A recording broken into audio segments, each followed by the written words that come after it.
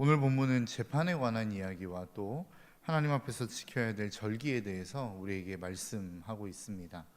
여러분, 한 사회를 지탱하고 있고 그 사회를 유지하게 만드는 가장 근간이 되고 기본이 되는 것이 바로 법이 아닐까 싶습니다.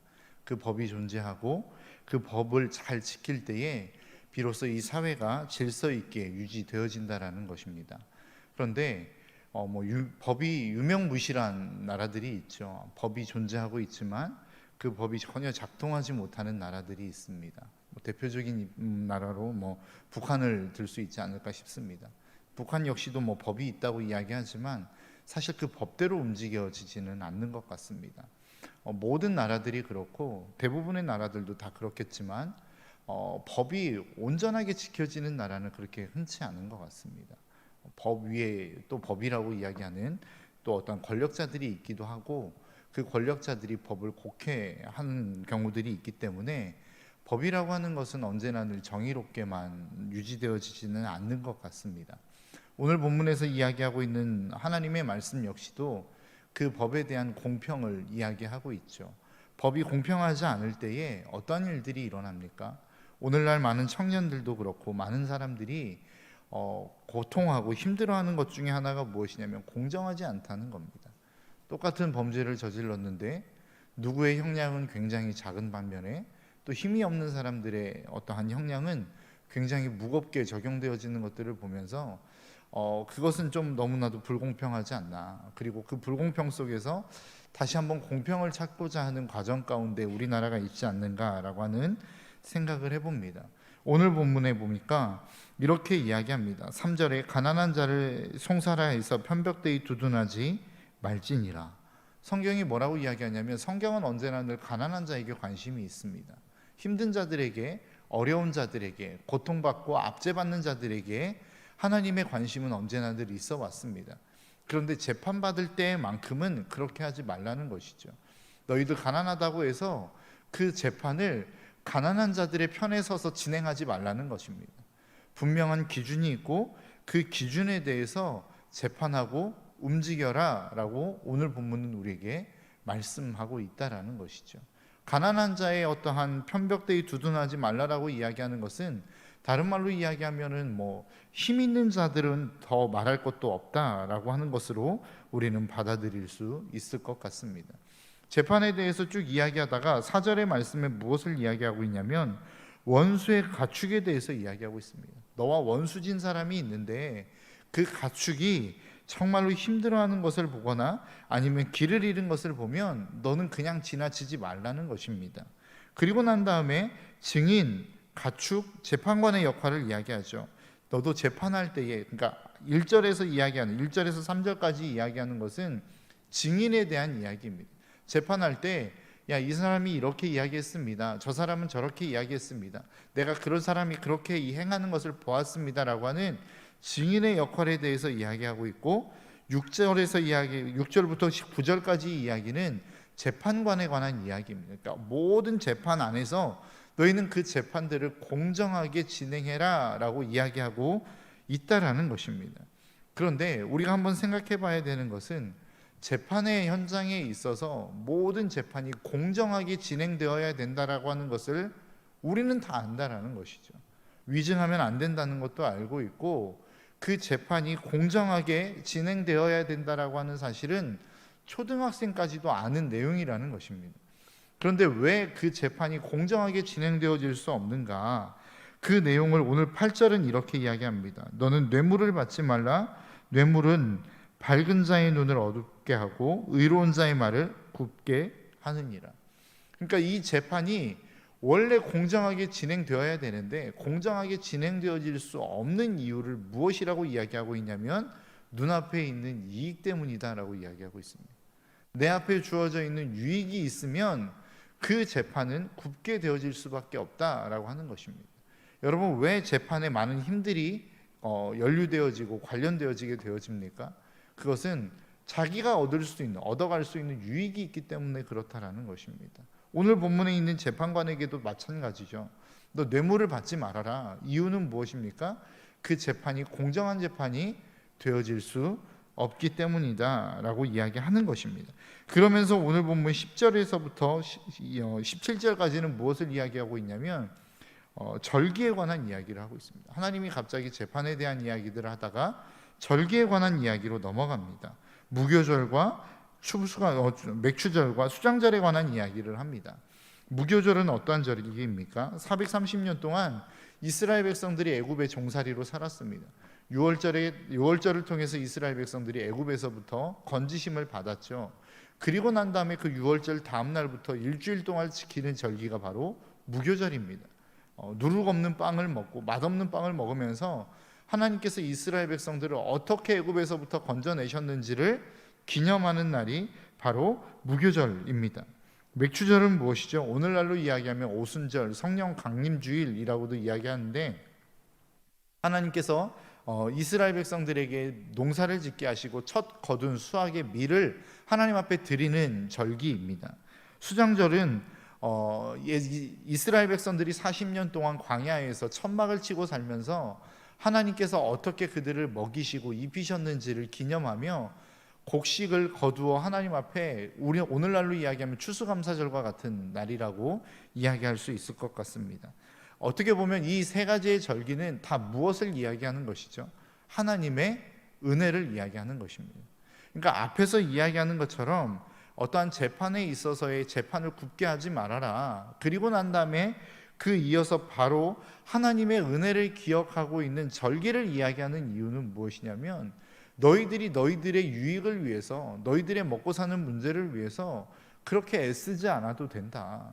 왜냐하면 너희들의 인생, 너희들의 나라, 너희들의 민족을 내가 지금까지 이렇게 인도해 왔던 과정들을 다 알지 않느냐.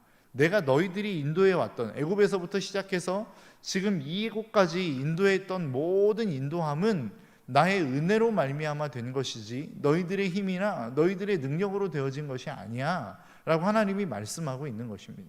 그러니까 너희들의 인생을 너희들이 책임지기 위해서 아둥바둥 사는 것이 아니라 내가 너희들의 인생을 어떻게 인도해 왔는지를 기억하고 되돌아보고 하나님 앞에 너희들의 삶을 맡기는 삶을 살아라 라고 하나님이 우리에게 말씀하고 있는 것입니다. 여러분, 제가 청년들과도 한번 나누었던 이야기인데요, 여러분, 우리의 모든 인생에 있어서의 성장이라고 하는 것은 무엇을 향하여 나아가냐면 바로 독립을 향하여 나아갑니다. 여러분, 성장했다라고 하는 것은 무엇을 의미하죠? 내 인생을 내가 책임질 수 있다라고 하는 것을 의미하는 것입니다. 그래서 우리가 정말로 이 사람이 다 컸고 다 성장했다라고 하는 것은 무엇입니까? 무엇을 의미하는 것이죠? 부모님의 도움 없고 다른 사람의 도움 없이도 내가 이 땅을 살아갈 수 있게 되었음을 의미하는 것이 육체적인 성장이라고 이야기합니다. 그런데 그 반면에 영적인 성장은 무엇을 의미하는 것입니까? 더욱더 하나님 의존적인 삶을 살아가는 것입니다. 우리가 영적으로 성장했어 라고 하는 것은 어떤 것을 의미합니까? 내 부족함을 인지하고 내 연약함을 인지하고 내가 얼마나 한계를 가지고 있는지를 깨닫는 것입니다. 그래서 믿음이 성장했다라고 하는 것은 내가 하나님이 없이는 살아갈 수 없습니다라고 하는 고백을 향하여 나아가는 것이 믿음의 성장이라는 것이죠. 그래서 육체적인 성장이 독립을 향하여 가는 것이라고 한다면, 영적인 성장이라고 하는 것은 더욱더 하나님을 의존하는 자리로 나아가는 것이 믿음의 성장이라는 것입니다. 여러분, 끊임없이 하나님께서 이 성경 66권의 성경을 통하여 우리에게 말씀하고 있는 내용이 무엇입니까? 너는 나를 떠나서는 살 수 없어. 그러니까 나와 함께 살자. 내가 너의 인생 책임져 줄게. 내가 너의 삶을 책임져 줄 거야. 그러니까 나와 함께 동행하자. 이게 성경 66권에서 일관되게 이스라엘 백성들 그리고 우리에게 말씀하고 있는 내용이 아니더냐라고 하는 것입니다. 오늘 본문도 마찬가지입니다. 야, 재판이 공정해야지. 그래야 사회를 유지할 수 있어 라고 하는 의미로 공정한 재판을 이야기할 수도 있습니다. 그런데 그 공정한 재판을 끊임없이 뒤엎고 그렇게 공정하지 못하게 만드는 이유가 무엇이냐? 너희들 앞에 놓여있는 유익 때문 아니냐. 그 유익을 만들어내기 위한 그 너희들의 몸부림을 치는 이유가 무엇이냐? 너희들의 인생을 너희들이 책임져야 된다라고 생각하기 때문 아니냐라고 하는 것이죠. 그런데 성경이 우리에게 말씀하고 있는 것이 무엇입니까? 너희들의 인생 너희들이 책임지려고 아둥바둥 살 필요 없어. 왜냐하면 내가 너희들의 인생 책임져 줄 거니까 그런 거야. 성경이 우리에게 말씀하고 있는 내용이라는 것입니다. 여러분, 그리스도인이라고 하는 이름이 무엇입니까? 결국은 하나님 없이는 살아갈 수 없는 존재라는 것 아니겠습니까? 하나님 없이는 살 수 없는 존재입니다라고 하는 이 고백이 바로 그리스도인입니다라고 하는 고백과 동일한 고백이라는 것입니다. 나는 하나님의 능력으로 살아가는 사람입니다. 나는 하나님의 힘 없이는 살아갈 수 없는 존재입니다. 내 인생에서 예수 그리스도가 빠지면 내 인생은 해석할 수 없고 설명할 수 없는 인생이 저의 인생입니다 라고 하는 것이 그리스도인의 삶 아니더냐라고 하는 것이죠. 주일날 말씀이 무엇이었습니까? 택하신 이곳에서, 여러분, 우리가 이곳에서 살아갈 때에 그리스도인다운 삶을 살아낼 수 있는 비결이 무엇입니까? 그게 바로 하나님만으로, 그 하나님의 능력으로, 하나님의 힘으로 살아간다라고 하는 그 고백이 있는 사람, 그리고 그 사람이 살아가는 삶의 모습, 그리고 그 사람이 살아내는 그 삶의 모습을 통하여 세워지는 그 모습이 바로 교회다운 교회로서의 삶을 살아가는 모습 아니겠느냐라고 하는 것이죠. 하나님이 저와 여러분들을 택하셨습니다. 어떤 자리로 부르셨죠? 하나님을 의존하는 삶의 자리로 부르신 것입니다. 네 힘, 네 능력, 내가 너에게 능력을 주고, 내가 너에게 힘을 주고, 내가 너에게 지혜를 줄 테니까 네 멋대로 살아봐라 라고 하는 게 그리스도인의 삶이 아니라는 거예요. 너의 삶의 능력, 너의 삶의 한계, 너의 삶의 부족함 날마다 느껴지지, 깨달아지지. 그러니까 너는 나 없이는 살 수 없는 존재야. 나에게 다가와 라고 하며 하나님 의존적인 삶을 살아가는 사람이 하루하루를 살아내는 그 삶의 자리가 결국 무엇이 된다라는 말씀입니까? 교회가 된다라는 말씀입니다. 그 자리, 그렇게 내가 하나님 의존적인 삶을 살아낼 때에 그곳이 교회가 된다라는 것이죠. 왜요? 하나님 의존적인 삶을 살아가면 그곳에 하나님이 임재할 수밖에 없는 것입니다. 여러분, 저희 둘째 아들이 있는데요, 저희 둘째 아들이 저를 부르면 저는 반드시 대답을 합니다. 왜 그럴까요? 사랑하기 때문에도 그럴 수 있겠지만 저희 둘째 아들은 제가 대답을 할 때까지 부릅니다. 아빠? 대답 안 하면 아빠? 또 대답 안 하면 아빠? 대답 안 하면 저를 찾아와서까지 막 흔들면서 아빠 부릅니다. 다른 말로 이야기하면 우리의 삶에 하나님을 찾는 모습이 그래야 된다는 것이죠. 여러분, 우리가 하나님 의존적인 삶을 살아간다라고 하는 것은 다른 말로 이야기하면 무엇일까요? 내 기도에 하나님이 응답하실 때까지 부르짖는다라고 하는 것을 의미하는 것 아니겠습니까? 내가 하나님 없이는 살아갈 수 없는 존재라고 하는 것은 다른 말로 이야기하면 내가 하나님 앞에 하나님을 부르짖는데, 그 하나님을 구하고 하나님의 얼굴을 구하는데 그 하나님이 나에게 응답하시지 않아요. 그러면 가만히 있다면 우리가 하나님 의존적인 삶을 살아간다라고 이야기할 수 있을까요? 하나님이 오늘 본문을 통하여 끊임없이 너희들은 절기를 지켜라, 우리에게 있어서 그 절기를 지킨다라고 하는 의미가 무엇입니까? 기억하라는 것이죠. 너희들의 인생 가운데, 너희들의 조상의 인생 가운데, 너희들의 민족 가운데 내가 어떻게 간섭하고 어떻게 관여했는지를 너희들은 기억하고 기념하라는 것입니다. 그리고 그 기념을 통하여 어떻게 하라는 것입니까? 하나님 의존적인 자리로 더 깊이 나아가라는 것을 하나님이 우리에게 말씀하고 있는 것 아니더냐라고 하는 것이죠. 저와 여러분들의 삶이 그러한 삶이 되었으면 좋겠습니다.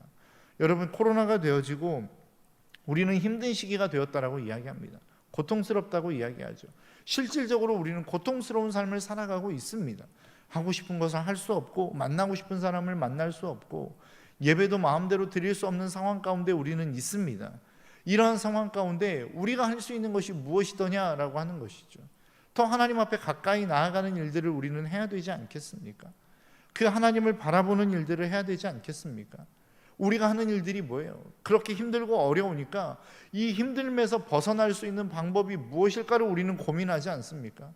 그러면서 어떠한 사람들은 여행을 선택하기도 하고, 어떠한 사람은 더 많은 돈을 벌기 위해서 노력하는 삶을 살기도 하고, 어떤 사람은 그 고통 속에서 벗어나기 위해서 잠시 잠깐의 쾌락을 위하여 나아가는 삶을 살아가기도 한다라는 것이죠.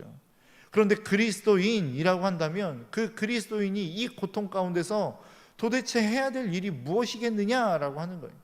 하나님을 기억하고 그 하나님을 기념하고 우리의 인생 가운데 찾아오신 그 하나님을 다시 한번 되새기면서 하나님을 찾는 자리로 나아가는 것이 그리스도인의 마땅한 도리 아니겠느냐라고 하는 것이죠. 그래야만 하나님이 저와 여러분들의 삶을 다시 한번 회복시킬 수 있는 그러한 여지를 우리의 삶 가운데 남겨둘 수 있다라고 하는 것입니다. 저와 여러분들의 삶이 그러한 삶이 될 수 있기를 주님의 이름으로 축복합니다. 여러분들의 삶을 되돌아보셨으면 좋겠어요.